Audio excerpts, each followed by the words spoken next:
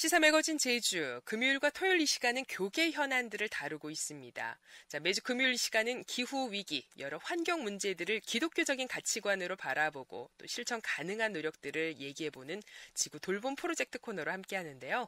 자, 오늘도 기독교 환경교육센터 산림의 유미호 센터장 만나보겠습니다. 센터장님 안녕하세요. 안녕하세요. 자, 서울 지역의 폭우로 지하철 도로가 통제되고 있다고 들었는데 괜찮습니까? 네, 저도 집에 가는 길에 전철이 침수돼서 노선이 침수돼서 고생을 좀 했었는데요. 네. 이 비가 그냥 비가 아니라 기후 위기라고 말합니다. 네. 올해 서울은 80년 만에 기록적인 폭우로 힘들어하고 있는데요. 또 우리나라 남부 지역은 폭염이 계속되고 있죠. 맞아요. 올해 한반도는 폭우랑 폭염, 강풍이 동시에 덮치는 안타까운 현상들이 나타나고 있습니다. 자, 여름에 덥고 비가 내리는 거는 당연한 것이지만 이렇게 폭염이 오고 폭우가 오는 거, 이거는 정말 기후 위기밖에 보여지지 않는데 이번 일을 경험하면서 많은 분들이 기후 위기가 더 굉장히 크게 와닿았던 것 같아요. 특별히 이제 피해 입으신 분들 속히 안정이 되고 더 이상 피해가 나오지 않기를 바랍니다. 올해 다른 나라 상황은 어떻습니까? 네, 전 세계 역시 마찬가지인데요. 중국도 60년 만에 기록적인 폭우가 쏟아져서 도시가 마비됐었던 거 아실 거예요. 네. 영국도 40도 이상 역사상 최고의 기온을 기록했고 또 유럽도 기록적 폭염으로 인해서 곳곳에서 또 산불이 발생해서 피해가 컸는데요. 우리나라 중부 지역과 달리 남지역에 말씀드린 대로 폭염이 계속되고 있는데 이 폭염 역시 기후위기가 것이죠. 네. 근데 문제는 이 기후위기가 불평등하게 나타나고 있다요. 지금도 사회적 약자들이 더 어려움을 겪고 있습니다. 특히 다음 세대로 보면 20년에 태어난 아이들이 1960년대, 그러니까 저 같은 사람들의 그때 태어난 사람들보다 7배나 더 많은 폭염을 더 높은 수위의 폭염을 일상처럼 겪게 된다고 하는 건데요. 네. 불평등하게 나타난다고 말하기에는 너무도 미안한 마음이 크고요. 그래서 속히 탄소 배출을 줄여야 한다는 생각을 하게 되네. 네. 폭우와 폭염 등 점점 강해지고 잦아지는 이 기후재난 어떻게 자유로울 수 있을지 고민이 참 커요. 하지만 성경에서 너와 내 자손을 위해서 생명을 택하라고 하셨으니 우리 기독교인들이 지구를 가열시키는 이 탄소를 신앙인으로 하나님 앞에 바로 서는 마음으로 실질적으로 줄이는데 앞장서면 좋겠습니다. 네. 자, 전 세계가 탄소 배출을 줄이기 위한 협약도 만들고 또 구체적으로 줄이기 위한 그런 일도 있는 것을 아는데 전망은 어떻습니까? 네, 국제사회가 지난 30년 전에 기후변화를 감지하고 국진 기후변화에 관한 정부 간 협의체 IPCC를 만들었죠. 네. 만들고 나서 탄소 배출량과 그 영향 그리고 적절한 대책을 세우기 위한 안들을 제시해 왔는데 이 탄소 배출량의 변화는 없었습니다. 한 번도 줄어든 적이 없고 다만 이 코로나로 인해서 3주 정도 발자국 지수가 줄어들 만큼 조금 줄어들긴 했었는데요. 다시 그 증가량은 늘어나 있는 상태입니다. 현재 산업화 이후로 그 지구 기온이 1.1도가 오른 상태인데요.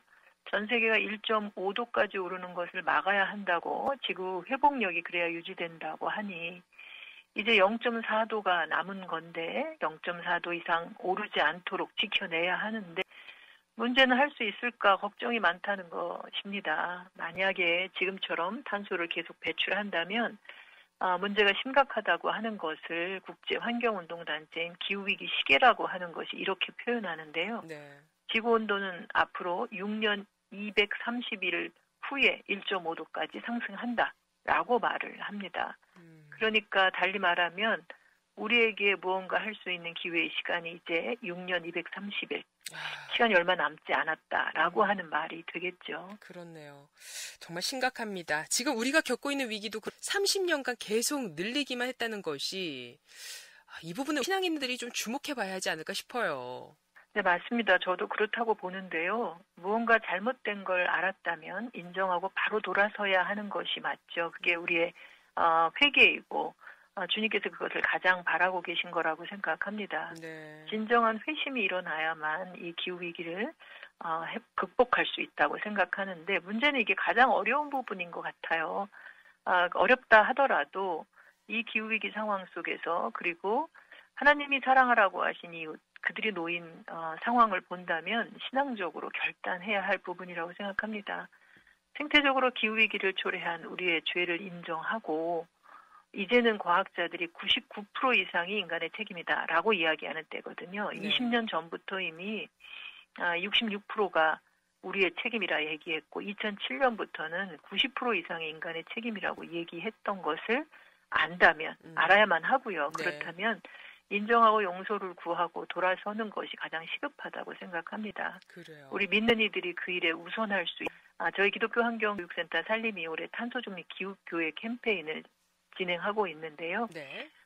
이 탄소중립 기후교회 캠페인이라고 하는 것을 달리 말하면 이 땅의 기후위기 상황을 바로 보고 그 안에서 심히 아파하며 돌아오기만을 기다리시는 주님을 알리는 일, 주님을 증언하고 또 실제로 함께 주님 앞에 돌아서는 일을 하자는 게 탄소중립 기후교회 캠페인입니다. 네. 자, 기후 증인, 기독교인이 또 교회가 기후위기로 고통받는 이들을 기억하면서 좀 다른 삶을 살려고 하는 이들에 대한 어떤 좋은 표현 같습니다. 기후 증인 활동, 어떻게 시작하면 좋을까요? 네, 먹는 행동, 에너지 사용하는 거, 이동하는 방식, 그 밖에 다양한 활동들을 우리가 24시간 하는데요. 네. 하나님과 이웃에 대한 사랑을 그 속에서 드러내면 됩니다. 기후변화로 인해서 우리 이웃들이 겪고 있는 고통을 공감한다면 그 방법을 쉽게 찾을 수 있으리라고 생각하는데요. 가정과 교회와 직장에서 에너지 사용하는 방식을 바꿔서 절약하고 효율을 높이고 필요하면 생산하는 일도 하고요. 각종 쓰레기와 플라스틱을 배출하는 걸 줄이고 교통수단과 시스템의 변화를 추구하고 내가 직접 할 수는 없어도 바꾸라고 목소리를 낼 수 있다고 생각하거든요. 네. 에너지에 대한 탐욕의 변화도 줄 수 있다고 생각합니다.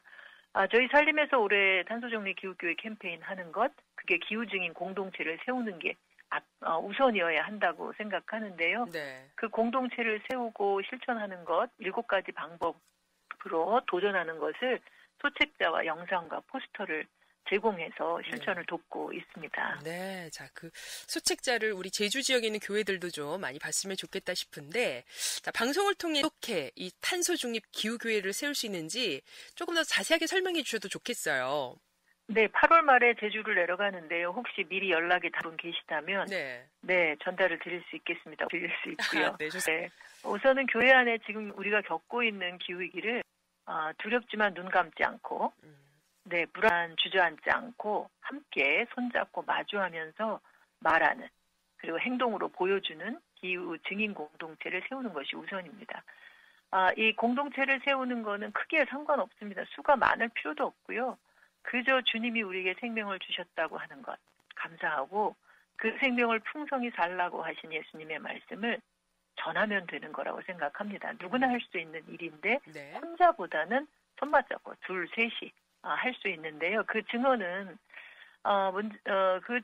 조심할 것은 내 생주장을 그저 말하는 것이 아니고 하나님이 지으신 창조 세계가 지금도 성령님을 통해서 성령님이 붙들고 계시다고 하는 것을 전하는 것이라는 것입니다. 자신과 교회의 탄소 발자국을 줄이기 위함이고 기후 위기에 즉시 영향을 받아서 무너질 수 있는 기후 약자들을 찾아서 살피기 위함인데요. 내 생각과 내 의지로 하면 실패하기 쉽고 실패는 할 수 있는데 그 실패에 주저앉을 수 있는데 성령님이 하시는 일에 참여한다라고 하는 마음으로 하면 또 실제 그 기도 중에 그렇게 하면 그 영향력도 크고 효과도 크리라 생각합니다. 네. 저희 기독교환경교육센터 살림이 제공하는 그 7가지 기후 증인 활동을 하는 소책자에 그 안내들이 잘 돼 있어요. 말씀과 기도 내용까지 담겨 있는데요. 네, 문의해 주시면 전달을 해드리겠고요. 또 때 맞춰서 지금 시작한 것이 탄소중립 기후교회 실천 인증 챌린지가 진행 중인데요. 네. 저희 살림의 블로그를 보시면 자신의 일상을 자가 진단하고 진단한 내용 중에 우선적으로 하고자 하는 것을 정하고 그것을 누구랑 하거나 친구랑 하거나 교우들과 하거나 그것을 함께 실천하는 모습을 인증해서 보내주기만 하면 선착순으로 정해서 제로웨이스트 물품을 선물하는 일도 진행합니다. 네. 그런데 조심할 것, 저희도 그 가이드에 써놓았는데 진단이 먼저라고 하는 거. 진단. 그냥 어떤 것이든 이거 하겠다라고 정하는 게 아니라 자가 진단할 것을 몇 가지로 제시하고 있는데 그중에 하나는 내가 지구를 몇 개 쓰고 있는지를 살필 수 있게 하는 진단이 있고요. 네. 또 내가 먹는 한 끼 밥상이 탄소를 얼마나 배출하는지 진단하는 게 있고, 우리 집과 교회가 쓰는 에너지는 탄소를 얼마나 배출하는지 진단하는 것이 있습니다. 그냥 진단 그 자체만으로도 의미가 있으니까 꼭 한번 저희 블로그 방문해 보시길 바라는데요.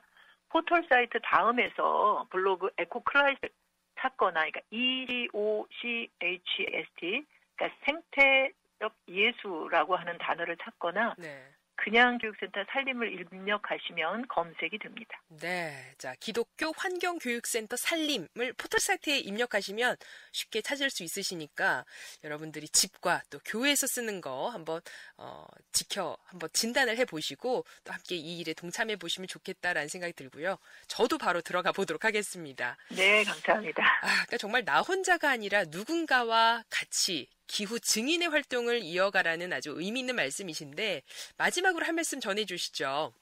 네, 살림이 한동안 저 개인적으로도 그렇고 살림도 사실 불안한 마음이 컸어요. 위기는 너무 심각해져서 우리가 이 상황을 헤쳐나갈 수 있을까.